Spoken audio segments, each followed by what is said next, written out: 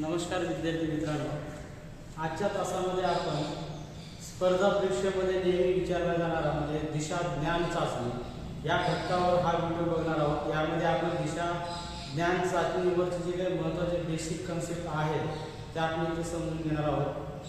तर यामध्ये आपल्याला दिसेल की हे दिशेचं डायग्राम आहे आणि या दिशेच्या डायग्रामवरून आपण काय करणार आहोत, जे काही दिशा ज्ञानावर विचारल्या जाणारे जे काही प्रश्न आहेत ते प्रश्न आपण इथे सोडवणार आहोत। तर त्याआधी आपण दिशा म्हणजे कशा प्रकारे आपल्याला लक्षात ठेवायचं आहे हे इथे आपण समजून घेऊया।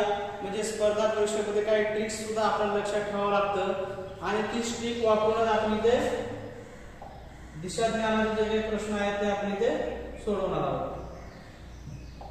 इथे बघा की इथे हे चार मुख्य दिशेचे रेषा ओढलेली आहेत आणि त्यानंतर हे चार जे आहे ते उपदिशा आहे। म्हणजे हे आता आपल्याला हे दिशा कशा प्रकारे आपण लक्षात ठेवायचं आहे, तर वरची दिशा जी आहे ती नेहमी उत्तर असतात आणि खालची दिशा ही जी आहे ती नेहमी दक्षिण असतात, हे आपल्याला माहित आहे। त्यानंतर ही दिशा पश्चिम असतात आणि ही दिशा पूर्व असते। हे मुख्य दिशा आपल्याला माहित आहे। वरची दिशा उत्तर, खालची दिशा दक्षिण, ही पश्चिम आणि हे पूर्व। म्हणजे याला आपण जर शॉर्ट ट्रिक्स मध्ये जर बघितलं तर ह्या दोन दिशा जर आपल्याला माहित असतात, उत्तर आणि दक्षिण, मग ही दिशा जी आहे पश्चिम आहे ती पूर्व आहे, म्हणजे याला आपण पप्पू सुद्धा म्हणू शकतो। त्यानंतर उपदिशा जर बघितलं तर यामध्ये वायव्य ही दिशा आहे, वायव्य ही दिशा आहे ईशान्य,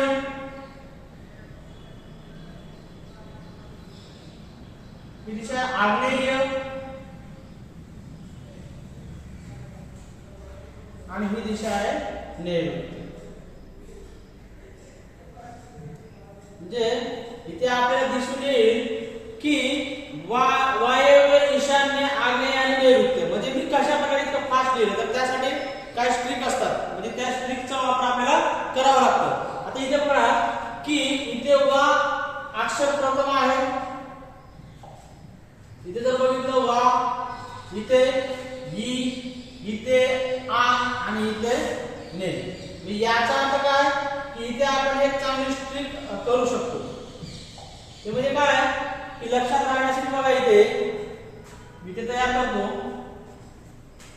वा, ई, आ, ने। म्हणजे काय तर वानर इकडून आला नाही, वानर इकडून आला नाही, म्हणजे हे फॉर्म्युला तयार झाला। आता हे फॉर्म्युला जर आपल्याला पाठ असले की आपण लगेच दिशा काय करू शकतो, लिहू शकतो। म्हणजे परीक्षेमध्ये कन्फ्यूज जे आहे कन्फ्यूज होतो आपण, ते कन्फ्यूज इथे आपण होणार नाही। आता इथे बघा की तुम्हाला दिसेल की वा म्हणजे काय तर वायव्य, ई म्हणजे काय तर ईशान्य, आ म्हणजे काय तर आग्नेय आणि ने म्हणजे काय तर नैऋत्य। म्हणजे अशा प्रकारे हे चारही उपदिशा यामध्ये आपल्याला दिसून येईल।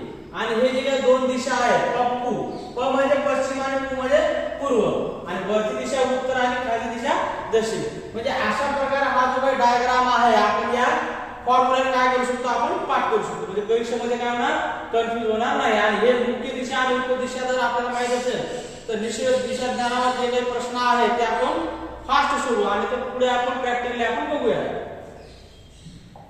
त्यानंतर टर्न असतात, म्हणजे एखादा व्यक्ती हा व्यक्ती आहे तो सरळ चालत आहे, डावीकडे वळत आहे, उजवीकडे वळत आहे, अशा प्रकारे काही कंडिशन असतात प्रश्नामध्ये, त्याला आपण वळण म्हणतो। आता वळण म्हणजे काय तर टर्न म्हणजे काय तर बघा की उजवे वळण जे आहे ते घड्याळाच्या काट्याच्या दिशेने असतात। आता आपण असं घड्याळ जर बघितलं आपण तर घड्याळ अशा दिशेने फिरत असतो, मग ही दिशा काय आहे तर उजवीकडे फिरत आहे। म्हणजे उजवे वळण जे असतात ते घड्याळाच्या काट्याच्या दिशेने असतात। मग इथे बघा की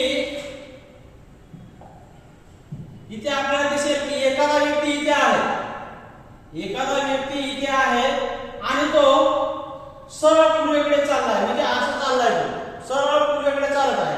आता पूर्वेकडे जर चालत असतात, त्याला जर उजवीकडे वळायचं असेल तर त्याची उजवी बाजू कोणती असणार?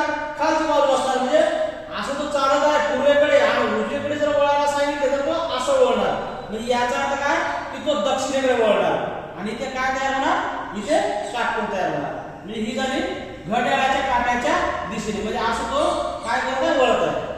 ही झाली पहिली कंडिशन. त्यानंतर एखादा व्यक्ती दक्षिणेकडून उत्तरेकडे चालला आहे, म्हणजे दक्षिण दिशेकडून उत्तरेकडे जात आहे आणि त्याला उजवीकडे वळायचं आहे, तो उजवीकडे वळणार, असं वळणार, म्हणजे तो पूर्वेकडे वळणार. आणि हे सुद्धा काय आहे? घड्याळाच्या काट्याच्या दिशेने आहे, या प्रकारे. त्यानंतर एखादा व्यक्ती उत्तरेला आहे आणि तो दक्षिणेला जात आहे. मग दक्षिणेला जात असताना जर त्याला वळायचं असेल, उजवीकडे वळायला सांगितलं असेल, तर तो कुणीकडे वळणार? पश्चिमेकडे वळणार, कारण त्याची उजवी बाजू कोणती आहे? पश्चिम दिशा आहे. म्हणजे अशा प्रकारे इथे काय करणार? टर्न करणार आणि इथे काटकोन तयार होणार. त्यानंतर एखादा व्यक्ती उत्तरेकडून येत आहे आणि उत्तरेकडून येत असताना आता इथे बघा की त्याला उत्तरेकडे, म्हणजे आता इथे आहे या कंडिशनला आहे तो, आणि इथे जर तो सरळ, ही बाजू कोणती आहे? पूर्व बाजू आहे. आता पूर्वेकडून सरळ तो पश्चिमेकडे जात आहे. मग पूर्वेकडून पश्चिमेकडे जात असताना त्याला जर उजवीकडे वळायला लागलं तर निश्चितच त्याची उजवी बाजू कोणती असणार? तर उत्तर बाजू असणार, म्हणजे वरची बाजू असणार. म्हणजे तो उजवीकडे वळण घेत आहे, म्हणजे कुठे घेत आहे? तो घड्याळाच्या काट्याच्या दिशेने तो काय करत आहे? वळण घेत आहे. त्यानंतर ही ईशान्य बाजू आहे. आता पहिलं जर आपण डायग्राम बघितलं, वानर इकडून, म्हणजे ईशान्य बाजू ही आहे, मग इकडे ईशान्य बाजू आहे, तो आता इथे थांबलेला आहे, म्हणजे ही बाजू कोणती? नैऋत्य आहे. मग नैऋत्यावरून जर तो असं ईशान्येकडे निघाला असेल आणि ईशान्येकडे निघत असताना तिथं पोहोचला असताना त्याला जर उजवीकडे वळायला सांगितलं तर निश्चितच त्याची उजवी बाजू कुणीकडे जाणार? तर आग्नेयेकडे जाणार, कारण तो असं नैऋत्याकडून ईशान्येकडे जात आहे आणि परत तो आता तो आग्नेयेकडे असे वळत आहे, म्हणजे इथे तो काटकोन तयार होईल. त्यानंतर एखादा व्यक्ती आहे तो या कंडिशनला आहे, म्हणजे वायव्येला आहे. वायव्येहून तो आग्नेयेकडे जात असताना त्याला उजवीकडे वळायचं आहे, म्हणजे तो असा चालत असताना इकडे वळणार, म्हणजे तो नैऋत्याकडे वळणार आणि इथे काय होणार? काटकोन तयार होणार. त्यानंतर इथे आहे आग्नेय दिशेला, मग आग्नेय दिशेला असताना तो सरळ चाललाय वायव्येकडे आणि त्याला उजवीकडे वळायचं, म्हणजे तो पुण्या बाजूकडे जाणार, तर तो जाणार ईशान्येकडे, म्हणजे इथे सुद्धा काय होणार? काटकोन तयार होणार. हे सर्व काय आहे? बेसिक आहे. म्हणजे हा आपल्याला प्रॅक्टिकली आपण पुढच्या एक्झाम्पल मध्ये बघूया. इथे बघा की आता उजवे वळण झालेले आहे. उजवे वळण म्हणजे काय? तर तो व्यक्ती त्याच्या उजव्या बाजूने वळणार. आता इथे डावे वळण पण असतात, म्हणजे डावे वळण म्हणजे काय की त्याला डाव्या बाजूने सुद्धा वळावं लागेल. मग डाव्या बाजूने म्हणजे काय? तर घड्याळाच्या काट्याच्या विरुद्ध दिशेने. म्हणजे इथे बघा, हे जर घड्याळ असेल तर आपण असं करतो उजव्या दिशेने, उजवे वळण म्हणतात. आता डावे वळण म्हटलं आहे तर असं होणार, म्हणजे कुणीकडे? तर घड्याळाच्या काट्याच्या विरुद्ध दिशेने डावे वळण असतात. आता एखादा व्यक्ती इथे आहे, कोणत्या दिशेला? तर तो पश्चिमेकडे आहे आणि पश्चिमेकडे असताना तो असा पूर्व दिशेला जात आहे. आता त्याला डावी वळण म्हणजे काय? तर त्याची डावी बाजू. मग त्याची डावी बाजू कोणती होणार आहे? तर उत्तर होणार आहे. म्हणजे असं तो चालत जात आहे आणि त्याला डावीकडे वळायला सांगितले आहे, म्हणजे तो आता कुणीकडे जाणार? उत्तरेकडे. आणि इथे काय होणार? काटकोन तयार होणार. त्यानंतर दुसरी कंडिशन म्हणजे काय? तर तो व्यक्ती उत्तरेकडून निघाला आहे आणि उत्तरेकडून चालत असताना तो दक्षिणेकडे जात आहे. मग दक्षिणेकडे जात असताना त्याला डावीकडे वळायचं आहे, म्हणजे असं तो चालत आहे. मग डावीकडे वळायला सांगितल्यानंतर त्याला त्याची डावी बाजू म्हणजे या दिशेने जावं लागेल. ही दिशा कोणती आहे? तर पूर्वेकडे. म्हणजे उत्तरेकडून दक्षिणेकडे जात आहे, दक्षिणेकडून तो डावीकडे वळत आहे, म्हणजे इथे काय होणार? काटकोन तयार होणार. त्यानंतर इकडे वायव्येकडे आहे. या कंडिशनला वायव्येकडून तो आग्नेयेकडे चाललेला आहे आणि इथे त्याला डावीकडे वळायला सांगितले, म्हणजे डावी बाजू त्याची कोणती होईल? तर ईशान्येकडे. म्हणजे ईशान्येकडे तो वळणार काटकोन तयार होणार. मग त्यानंतर तो व्यक्ती नैऋत्याकडे आहे आणि नैऋत्य दिशेकडून तो वायव्याकडे चाललेला आहे. म्हणजे असं तो चाललेला आहे. मग अशा वेळेस त्याला जर डाव्या बाजूला वळायला सांगितलं तर निश्चितच डाव्या बाजू त्याची कोणती राहतील तर नैऋत्य राहतील आणि इथे सुद्धा काय होणार काटकोन तयार होणार. म्हणजे अशा प्रकारे आपल्याला दिशा उपदिशा त्याचे डायरेक्शन उजवीकडे वळणे डावीकडे वळणे हे काय आहे बेसिक आहे. म्हणजे या बेसिक वर दिशा ज्ञानावर जास्तीत जास्त प्रश्न विचारलेले असतात आणि हे बेसिक जर चांगल्या प्रकारे आपलं झालं तर निश्चितच आपण दिशा ज्ञानावर जे काही प्रश्न आहेत ते आपण काय करू शकतो फास्ट सोडवू शकतो. आता इथे बघा की इथे आपल्याला दिसेल बघा त्या जे काही आपण आता बेसिक बघितलं त्या बेसिक वर हा प्रश्न आहे. आता दिसायला आपल्याला हे प्रश्न मोठे दिसतात परंतु जर बेसिक चांगला असेल तर आपण फास्ट सोडवू शकतो. आपण प्रॅक्टिकली सुद्धा बघू. तर यामध्ये बघा की एक व्यक्ती आहे ए नावाचा तो व्यक्ती आहे. म्हणजे एक व्यक्ती आहे ए नावाचा बिंदू आहे. एक व्यक्ती आहे आणि ए या बिंदूपासून दक्षिण दिशेला 30 मीटर ए हा व्यक्ती आहे आणि बी बिंदूपासून दक्षिण दिशेला तो 30 मीटर चालत गेला. नंतर तो त्याच्या उजवीकडे बघा की आता जे आपण उजवीकडे वळण घेतलेले आहोत त्याच्यावर आलं हे कधी बेसिक. मग तो उजवीकडे वळाला म्हणजे त्याच्या उजव्या बाजूला वळाला आणि 30 मीटर अंतर चालत गेला. उजवीकडे वळून तो किती मीटर अंतर चालत गेला तर 30 मीटर. नंतर तो त्याच्या डावीकडे वळाला. हे बघा की डावीकडचं पण वळण इथे आलं आणि तो डावीकडे वळाला आणि 20 मीटर अंतर चालत गेला. शेवटी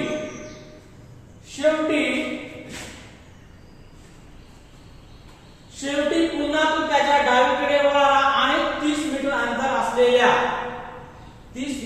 असलेल्या बी या बिंदू जवळ येऊन पोहोचला तर ए पासून बी पर्यंतचे सरळ अंतर किती. म्हणजे अशा प्रकारे हे एक्झाम्पल असतात. आता याला आपण सोडून बघूया.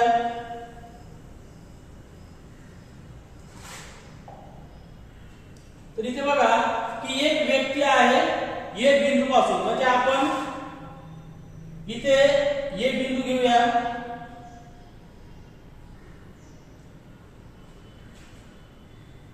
इथे आपण ए बिंदू घेऊया.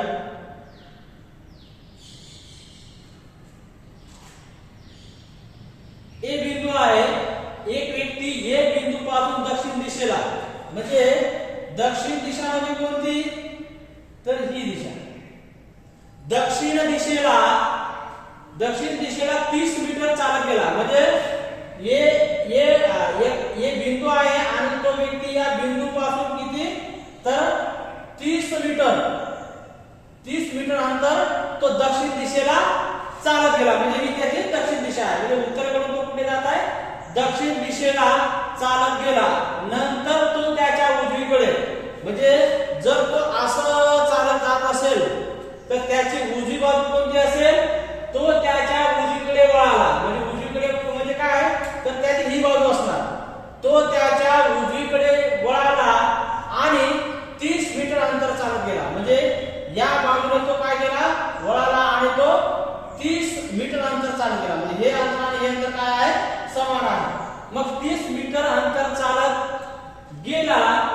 नंतर तो त्याच्या डावीकडे म्हणजे तो जर असं जात असेल तर त्याची डावी बाजू ही काय आहे खालची बाजू आहे.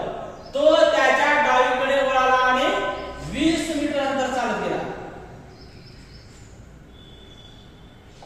तो काय केला त्याच्या डावी बाजूला म्हणजे तो जर असं चालत जात असेल तर त्याची डावी बाजू ही राहील. म्हणजे तो परत तो त्याच्या डावीकडे वळाला आणि 20 मीटर म्हणजे हे अंतर किती आहे तर 20 मीटर अंतर चालत गेला. शेवटी तो पुन्हा डावीकडे वळाला. म्हणजे परत तो डावीकडे म्हणजे कुठे तर तो असं जर चालत जात असेल तर ही त्याची डावी बाजू आहे पूर्वेकडची. मग तो डावीकडे चालत गेला किती तर 30 मीटर अंतर. किती चालत गेला तो एवढा. कारण हे जर 30 मीटर अंतर असेल तर हे सुद्धा 30 मीटर अंतर असेल. तर तो 30 मीटर अंतर चालत गेला असलेल्या बी या बिंदूजवळ. म्हणजे बी बिंदू कोणता आहे हा बिंदू आहे. म्हणजे बी बिंदू इथे आहे. बी बिंदू जवळ येऊन पोहोचला तर ए पासून बी पर्यंतचे अंतर किती आहे? जर हे 30 मीटर असेल, आता हे 30 मीटरचं आहे, प्लस करूया, हे 30 मीटर म्हणजे इथून तर इथपर्यंतचे अंतर आपल्याला विचारायचं आहे. मग हे अंतर 30 मीटर आहे. मग हे गॅप जे आहे, जे गॅप दिसत आहे आपल्याला, इथे जर ही रेषा ठेवली तर किती होईल? हे 20 मीटरचं आहे. हे कितीचं आहे? हे 20 मीटरची जर रेषा जर आपण इथे ठेवलो तर निश्चितच ही रेषा जर आपण इथे जोडली तर ही रेषा कितीची होईल? 20 मीटरची. म्हणजे याचा अर्थ काय? हे 30 मीटर आणि हे 20 मीटर म्हणजे किती मीटर होईल? तर 50 मीटर.